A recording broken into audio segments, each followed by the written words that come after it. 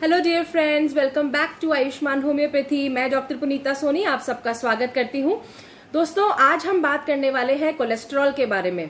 High cholesterol जो कि आज एक अभिशाप बन चुका है, बहुत तेजी से पैर पसार रहा है। हर दूसरे व्यक्ति में हाई कोलेस्ट्रॉल की प्रॉब्लम देखने को मिलती है। इसके खतरे बहुत ज्यादा तेजी से बढ़ रहे हैं। आज हम डिटेल्स में जानेंगे कोलेस्ट्रॉल क्या होता है, हमारे शरीर में कहाँ से आता है, क्या हमें खाना है, क्या नहीं खाना है, इसके क्या साइन एंड सिम्टम्स हो सकते हैं, इसके क्या घातक दुष्परिणाम हो सकते हैं जो हमें जरूर जानने और समझने चाहिए, और best homeopathic treatment combination medicine क्या है जो कोलेस्ट्रॉल से लड़ने में हमारी बहुत ज्यादा मदद कर सकती हैं। दोस्तों, ये एक बहुत डिमांडेड टॉपिक था। आप में से बहुत सारे दोस्तों ने मुझे कहा था कोलेस्ट्रॉल के बारे में डिटेल्स बताइए, तो आज ये वीडियो आप सबके लिए। आइए शुरू करते हैं। दोस्तों, कोलेस्ट्रॉल के बारे में जानने से पहले दो बहुत जरूरी बातें। पहला, वीडियो के बीच में आपको मिलेगा एक छोटा सा लेकिन बड़े काम का नुस्खा, और दूसरा, अगर आपने मेरे चैनल को अभी तक सब्सक्राइब नहीं किया है तो प्लीज जल्दी से कर दीजिए और बेल बटन प्रेस करना बिल्कुल मत भूलिएगा। दोस्तों, कोलेस्ट्रॉल एक वैक्स लाइक सब्सटेंस है जो कि हमारी बॉडी के हर सेल, हर कोशिका के अंदर मौजूद है। हमारी शरीर में जितनी कोलेस्ट्रॉल की रिक्वायरमेंट होती है वो हमारा लिवर खुद ही सिंथेसाइज कर लेता है। अदरवाइज हमें बाहर से एनिमल प्रोडक्ट के जो खान पान है उससे हमें आराम से कोलेस्ट्रॉल मिल जाता है। अब कोलेस्ट्रॉल की जरूरत क्या है शरीर के लिए? अगर हमारा शरीर खुद बना रहा है तो कोई तो जरूरत होगी। कोलेस्ट्रॉल जरूरी है हार्मोन्स के सिंथेसिस के लिए, विटामिन की मैन्युफैक्चरिंग के लिए, खासकर विटामिन B3 के लिए।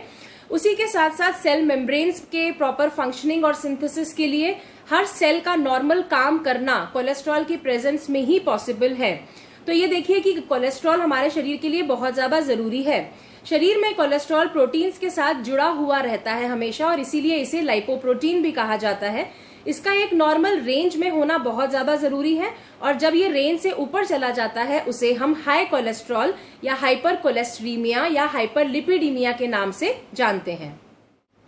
दोस्तों, इन सब चीजों के साथ साथ कोलेस्ट्रॉल डाइजेशन में भी बहुत हेल्प करता है, और फैट्स के डाइजेशन में जो बाइल एसिड्स की जरूरत होती है उसको भी सिंथेसाइज करता है।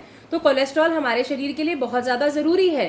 प्रॉब्लम वहां आती है जब हम इसको जरूरत से ज्यादा कंज्यूम करते हैं, बाहर फैटी, ऑयली, फ्राइड चीजें ज्यादा खाते हैं, ऐसे खाने ज्यादा खाते हैं जिनमें कोलेस्ट्रॉल ज्यादा होगा। ये जाकर हमारे शरीर के अंदर इकट्ठा या एक्यूमुलेट हो जाता है।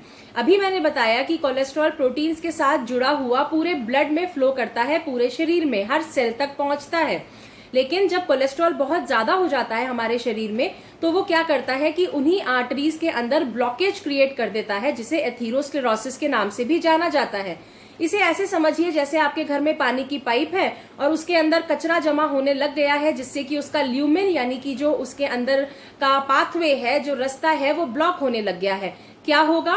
पानी का फ्लो आगे की तरफ जाना रुक जाएगा। उसी तरीके से अगर आर्टरीज में कोलेस्ट्रॉल जमा होने लग जाएगा थिक होकर, तो ब्लड का फ्लो रुक जाएगा, और जहां पर भी वो आर्टरी खून सप्लाई करती थी उन एरियाज को ब्लड कम मिलेगा। अगर हार्ट के साथ ऐसा हुआ, कोरोनरी आर्टरी में, तो आपको सीने में दर्द, हार्ट अटैक, एंजाइना जैसे सिम्टम्स देखने को मिल सकते हैं। अगर ब्रेन के साथ ऐसा हुआ, कैरोटिड आर्टरी में, तो आपको स्ट्रोक के सिम्टम्स देखने को मिलेंगे। अगर ऐसी आर्टरीज ब्लॉक हो जाएंगी जहां जो कि हाथों और पैरों को खून सप्लाई करती हैं, तो हाथों में झंझनाहट होना, टिंगलिंग सेंसेशन होना, सुन्नपन होना, ये सिम्टम्स आने लग जाएंगे। हर समय आपको एक छाती में भारीपन होना, घबराहट होना, ये सारी चीजें महसूस होने लग जाएंगी। दोस्तों, कोलेस्ट्रॉल बेसिकली 4 प्रकार के होते हैं। पहले नंबर पे आता है LDL, लो डेंसिटी लाइपोप्रोटीन्स। दूसरे नंबर पे आता है VLDL, very low density lipoproteins. तीसरे नंबर पे है ट्राइग्लिसराइड्स, एंड चौथे नंबर पे है HDL यानी कि हाई डेंसिटी लाइपोप्रोटीन्स। इसमें जो HDL है वो गुड कोलेस्ट्रॉल कहा जाता है, यानी कि ये हमारे शरीर के लिए बहुत ही ज्यादा जरूरी है। ये गुड कोलेस्ट्रॉल क्यों है? ये क्या करता है? ये पूरे शरीर से फैट सेल्स को, लिपिड सेल्स को, सबको इकट्ठा करके लिवर तक पहुंचा देता है, और लिवर को इंस्ट्रक्शन मिल जाता है कि इन सबको डाइजेस्ट कर दीजिए। तो ये हमारे शरीर के लिए बहुत अच्छा काम कर रहा है। ये 40 मिलीग्राम पर डेसीलीटर से ज्यादा रेंज में होना चाहिए हमेशा। जितना ये ज्यादा होगा उतना हमारे शरीर के लिए अच्छा होगा। दूसरे नंबर पे लो डेंसिटी लाइपोप्रोटीन्स, ये है सारी मुसीबत की जड़, इसीलिए इसे बैड कोलेस्ट्रॉल के नाम से जाना जाता है। और ये आपका 130 टू 200 मिलीग्राम पर डेसीलीटर से ज्यादा बिल्कुल नहीं होना चाहिए। हाईएस्ट रेंज है 200 मिलीग्राम पर डेसीलीटर। जितना ये 130 से आसपास रहेगा, कम रहेगा, उतना आपके लिए बेनिफिशियल है।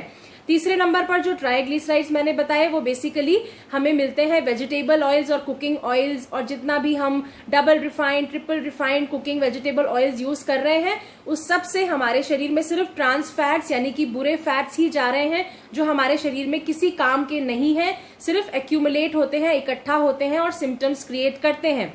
चौथे नंबर पे ट्राइग्लिसराइड्स का भी एक प्रॉपर रेंज में होना बहुत जरूरी है।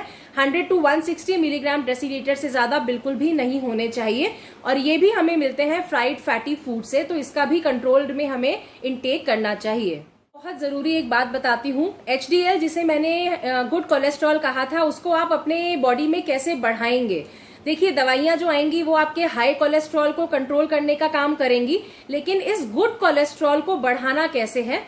अच्छी डाइट लेकर, एक स्ट्रेस फ्री लाइफ जीकर, जितनी हो सके उतनी एक्सरसाइज, उतना वॉकिंग, उतना योगा करके और मेडिटेशन करके।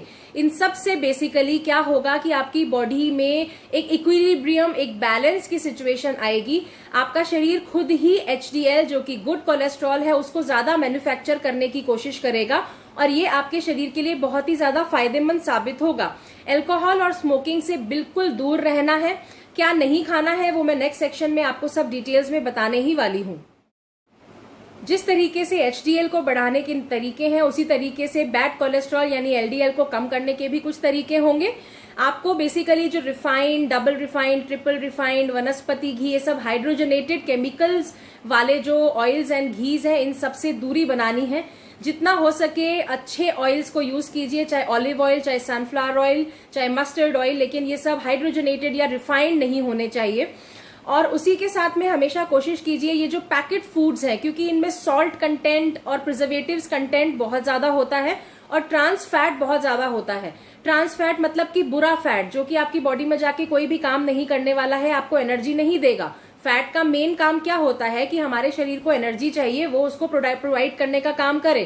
ट्रांस फैट क्या होगा? सिर्फ एक बैड फैट के फॉर्म में आपके शरीर में एक्यूमुलेट होगा, जिससे कि आप मोटापे या ओबेसिटी के ही शिकार होंगे। आइए अब इसके बाद बताती हूँ कि कैसे पता करेंगे कि क्या मेरा कोलेस्ट्रॉल लेवल हाई है, क्या मुझे इमीडिएटली डॉक्टर के पास जाने की जरूरत है, क्या साइन एंड सिम्टम्स आएंगे। देखिए, जैसे मैंने अभी थोड़ी देर पहले बताया कि अगर हार्ट की आर्टरीज ब्लॉक होंगी तो आपको चेस्ट में भारीपन फील हो सकता है। कुछ भी खान पान के बाद में आपको बहुत ज्यादा भारीपन महसूस होगा। हो सकता है आपको सिर दर्द या सिर में भारीपन, आंखों के ऊपर भारीपन फील हो, गर्दन के पीछे आपको दर्द आना शुरू हो जाए, क्योंकि जो आर्टरीज ब्रेन को ब्लड सप्लाई कर रही हैं, अगर वहां कोई ब्लॉकेज है तो ये सिम्टम आएगा। अगर हाथों पैरों की बात करें तो अभी जो बताया था, टिंगलिंग सेंसेशन, सुन्नपन होना, नम्बनेस होना कि चींटियां चल रही हैं, इस तरीके के कोई सिम्टम्स आपको आ सकते हैं। और उसी के साथ में लीवर से रिलेटेड बहुत सारी डिजीजेस आपको देखने को मिल सकती हैं।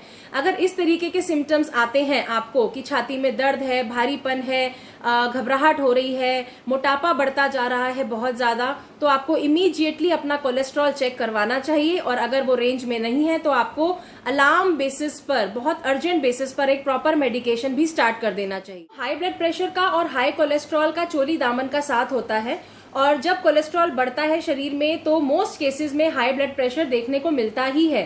तो खान पान भी ऐसा होना चाहिए जो कि दोनों को कंट्रोल करते हुए चले। उसी के साथ जब कोलेस्ट्रॉल बढ़ता है तो शरीर में कई जगह पे आपको लिपिड की गांठें, लाइपोमास देखने को मिल सकते हैं। कई लोगों को आंखों के ऊपर ऐसे कुछ मस्से से कह सकते हो, प्रॉपर वॉट्स नहीं होते बट स्किन टैग्स कह सकते हो कहीं पर कि कुछ जमा हुआ सा है, तो वो भी बेसिकली कोलेस्ट्रॉल का ही डिपोजिशन। कोलेस्ट्रॉल के बारे में बताने के लिए मेरे पास बहुत कुछ है, बहुत सारी इन्फॉर्मेशन है। ये एक बहुत वाइड टॉपिक है क्योंकि इसका खतरा बहुत ज्यादा बढ़ रहा है और इससे जान का भी खतरा हो सकता है। तो दोस्तों, पार्ट 1 मैं यही कंक्लूड कर रही हूँ। पार्ट 2 में और इससे भी कहीं ज्यादा यूजफुल इन्फॉर्मेशन आपके लिए मैं लेकर आऊंगी बहुत जल्दी। You can not afford to miss part 2, so keep watching, take care.